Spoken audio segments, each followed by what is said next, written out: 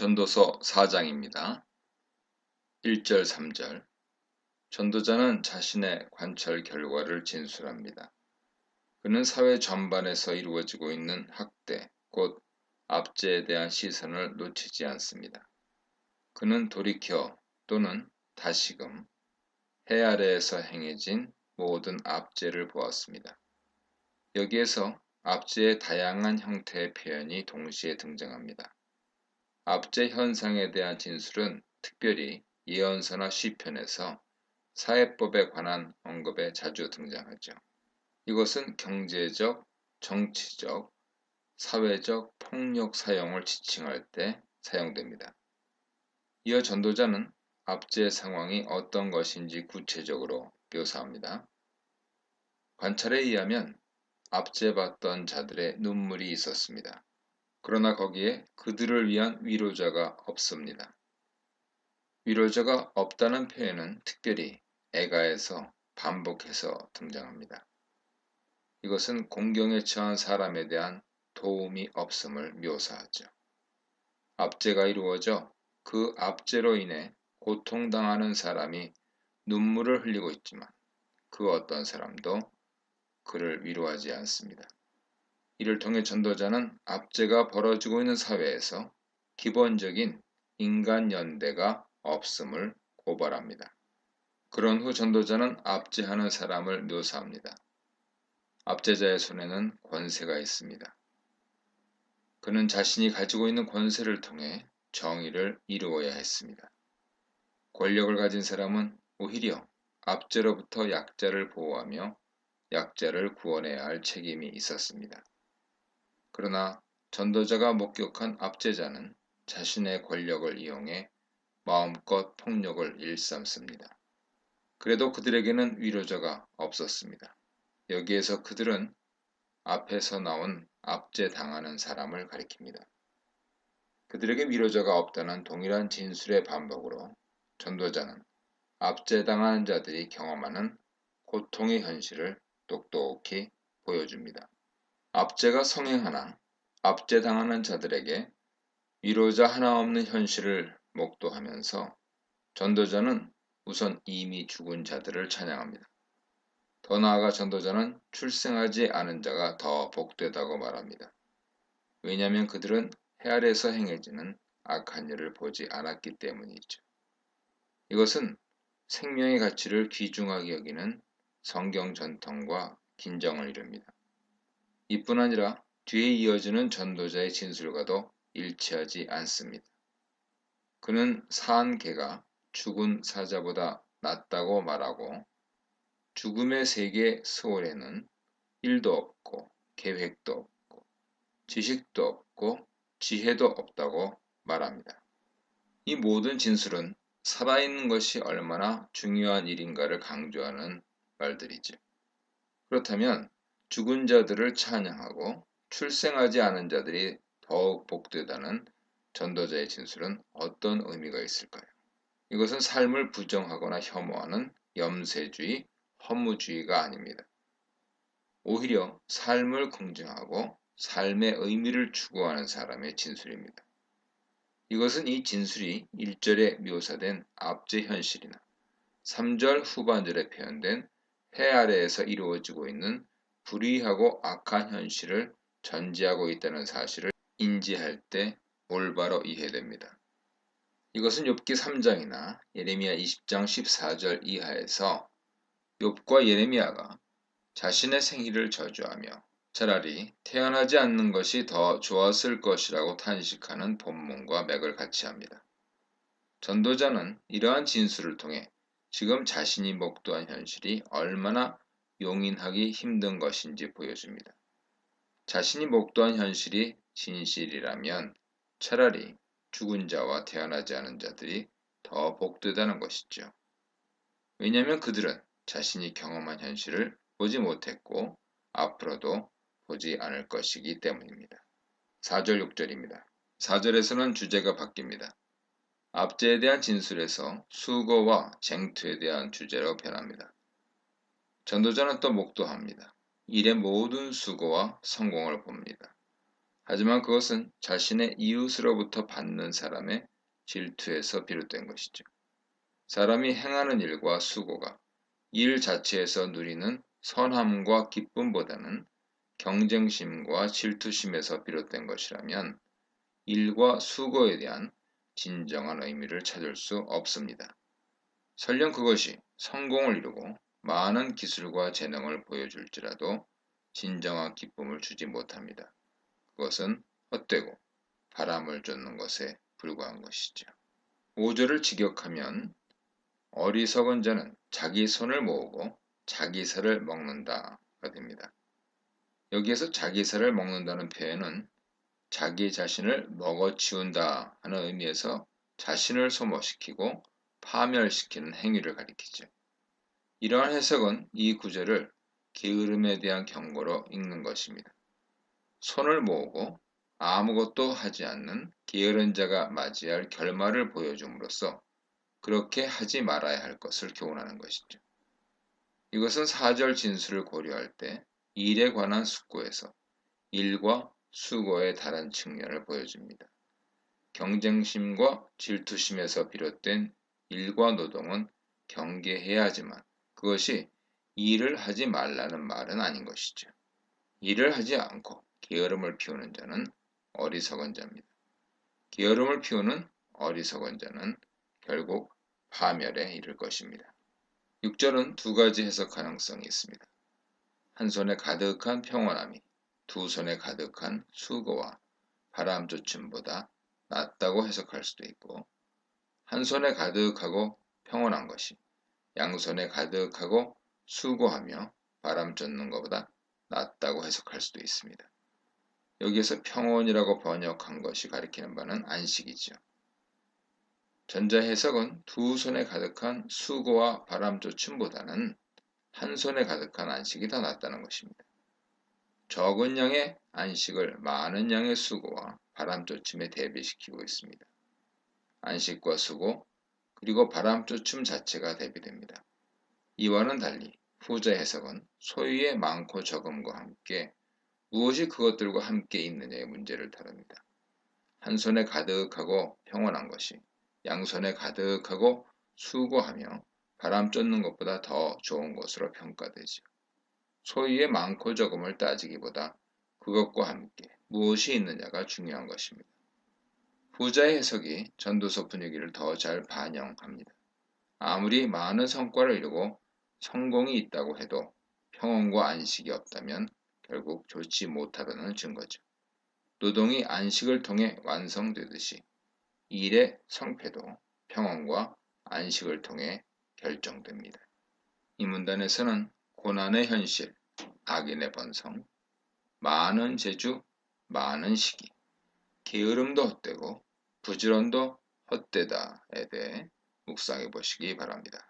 7절, 8절입니다. 다시 자신의 관찰 내용을 진술합니다. 전도자는 돌이켜 또는 다시금 해 아래서 헛된 것을 보았다고 말합니다. 이러한 진술은 이전 본문들과 비교할 때 특징이 나타납니다. 지금까지 본문들은 관찰, 헛된 평가의 순서를 보여주었습니다. 관찰 내용이 먼저 나오고 그것의 헛됨에 대한 진술을 통해 자신이 관찰한 바에 대해 평가를 내렸습니다. 하지만 여기서는 헛됨에 대한 진술이 먼저 나옵니다. 이것은 독자, 청자로 하여금 자신이 말하려고 하는 바에 대한 평가를 가지고 읽거나 듣게 합니다. 이제 그가 말하려고 하는 바는 헛된 것이죠. 하지만 그것은 자신이 공상이나 숙고를 통해 만들어낸 것이 아닙니다. 그가 해 아래서 직접 목격한 것들입니다. 전도자는 한 사람을 소개하죠. 그는 홀로 있습니다. 자식도 형제도 없습니다. 그런데 그는 끝없이 수고합니다. 일에 파묻혀 삽니다. 그런데도 그는 자신의 재물로 만족하지 못합니다. 그에게는 만족이 없습니다. 그는 아직도 자신이 가진 것이 충분하지 못하다고 판단하고 계속해서 일합니다. 일에 중독된 사람이죠. 이렇게 일만 하는 사람은 마침내 물어야 했습니다. 내가 누구를 위하여 이같이 수고하고 나를 위하여는 행복을 누리지 못하게 하는가? 이 진술은 끝없이 일만 하고 누림이 없는 자신의 모습을 보고 던지는 비판적인 질문입니다. 다시 말하면 수고하면서도 자신이 하는 수고의 열매, 즉 좋은 것을 누리지 못하는 자의 탄식이죠.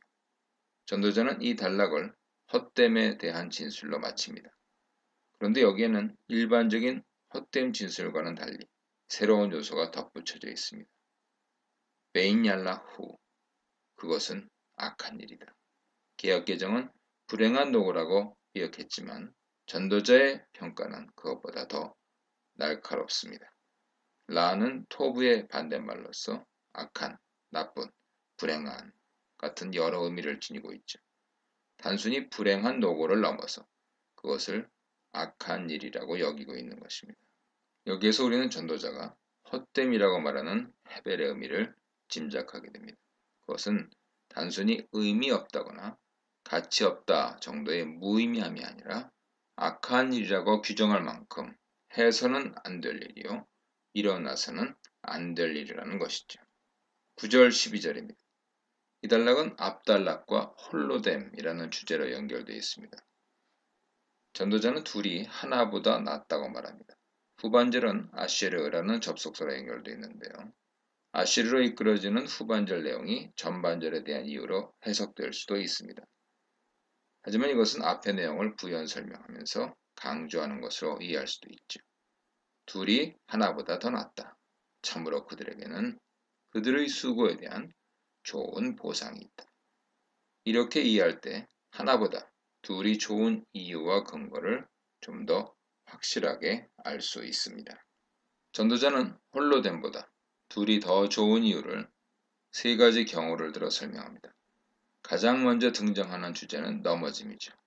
두 사람이 있어서 좋은 이유가 한 사람이 넘어질 때 다른 사람이 일으켜 세울 수 있기 때문입니다. 반대로 홀로 있을 때 문제는 그가 넘어질 때 일으켜 세워줄 수 있는 사람이 없다는 사실입니다. 여기에서 넘어짐은 파멸하는 삶에 대한 은유일 수 있습니다. 또한 실망하고 낭망하는 심리 상태를 표현하는 은유일 수 있습니다. 하지만 이것은 연로함에서 비롯된 위험일 수도 있습니다. 어쨌든 홀로됨의 문제는 넘어질 때 일으켜줄 사람이 없다는 것이죠. 파멸 과정에 있든 실망하고 낙심하든 또는 길바닥에 넘어져 있든 사람에게는 그를 돕고 일으켜 세워줄 사람이 필요합니다. 혼자서는 일어설 수 없기 때문이죠. 전도자가 두 번째로 다루는 주제는 따뜻함입니다. 둘이 누우면 따뜻하지만 혼자서는 따뜻할 수 없습니다. 혼자 있으면 외롭고 쓸쓸하지만 친구가 있을 때는 그로 인해 따뜻한 체온을 제공받습니다. 이 주제도 연로함과 관련해서 생각할 수 있죠. 열왕기상 1장 1절로 4절 이야기가 연결될 수 있습니다. 다윗왕이 나이가 많아 늙어 이불을 덮어도 따뜻하지 않을 때 시종들이 젊은 여자로 하여금 그를 모시게 하여 따뜻하게 했습니다. 그리하여 수냄 여인 아비삭이 선택되었고 그는 늙은 다윗왕과 함께함으로 그를 따뜻하게 하였습니다. 여기서 따뜻함은 단순한 체온이 아니라 동료애와 사람의 돌봄을 의미합니다. 세 번째 주제는 방어입니다. 만일 누군가 한 사람을 공격하면 나머지 사람들이 힘을 합해 그 공격에 맞설 것입니다. 두 사람은 한 사람과 다른 한 사람을 의미할 수도 있지만 한 사람과 함께 있던 다른 두 사람을 의미할 수도 있습니다. 마지막 부분에 삼겹줄이라는 말이 등장하는 것을 보면 후자 의미가 더 강한 것으로 여겨지죠. 하나, 둘, 셋이라는 숫자가 연속으로 등장하죠. 하나, 둘, 셋 이 숫자는 부부와 그들 사이에 태어난 자녀를 연상시키기도 합니다. 홀로됨의 주제는 창세기 2장 18절에 언급된 혼자 있는 것이 좋지 않다는 하나님 평가와도 연결됩니다. 두 사람이 있어 받는 보상은 다양하죠. 그것은 헛된 부나 영광이 아닙니다. 재난이나 위협 상황에 대처할 수 있게 할 뿐 아니라 서로에게 필요한 동료애와 체온으로 삶을 아름답게 만듭니다. 13, 16절입니다. 13절에서 새로운 주제가 나오는데요. 왕의 권력에 관한 것입니다. 전도자는 앞서 왕의 드라베티스를 통해서 왕으로서의 자신의 경험을 이야기했습니다. 여기에서는 왕을 제3자 입장에서 묘사하고 평가합니다. 가난하나 지혜로운 젊은이가 더 이상 권고받을 줄 모르는 나이 많고 어리석은 왕보다 더 낫다고 말합니다. 가장 중요한 것이 지혜로움과 어리석음이죠. 보통은 연장자의 지혜가 기대되고 칭찬되나 여기서는 그렇지 않습니다. 오히려 젊은이가 지혜롭고 늙은 왕은 어리석습니다. 14절은 지혜로운 젊은이의 과거를 묘사합니다. 그는 감옥에서 나와 왕이 된 사람이고 자신의 나라에서 가난하게 태어난 사람입니다. 이런 묘사는 구약 성경의 여러 인물들을 떠올리게 하죠. 먼저 감옥에서 풀려나 높은 위치에 올라간 것은 요셉 이야기를 떠올리게 만듭니다. 또한 가난하게 태어났다는 것은 다윗에 대한 묘사도 떠올리게 합니다. 15절과 16절은 서로 긴밀하게 연결되어 있습니다. 한 가지 주장을 위해 이어지는 연속 진술이죠. 전도자는 모든 산자들, 즉 수많은 사람들과 함께 현재 늙은 왕을 대신하여 왕이 될 2인자 젊은이를 봅니다. 그 사람들은 새로운 왕 주위에 몰려든 사람들입니다. 그들이 얼마나 많던지 끝이 보이지 않습니다. 모든 백성들, 곧 그의 앞에 있던 모든 사람들의 끝이 없습니다. 그러나 그 뒤에 오는 자들은 그를 기뻐하지 않죠. 당대에는 젊은 왕을 따르던 수많은 사람들이 있었으나 다음 세대는 그를 기뻐하지 않는 것입니다. 전도자는 이런 상황을 목격하면서 마침내 헛됨의 평가를 내립니다. 참으로 이것 또한 헛되고 바람을 쫓는 것이다. 그렇게 젊은 지혜자로서 높임을 받고 추앙의 대상이 되던 그도 훗날에는 기쁨의 대상이 되지 못하고 기피의 대상으로 전락한 모습을 보여줍니다. 권불 10년, 화무 11홍의 권력 무상이죠. 이 문단에서는 홀로 된 자의 수고의 헛됨, 함께함의 축복, 왕의 명성의 헛됨에 대해 묵상해 보시기 바랍니다.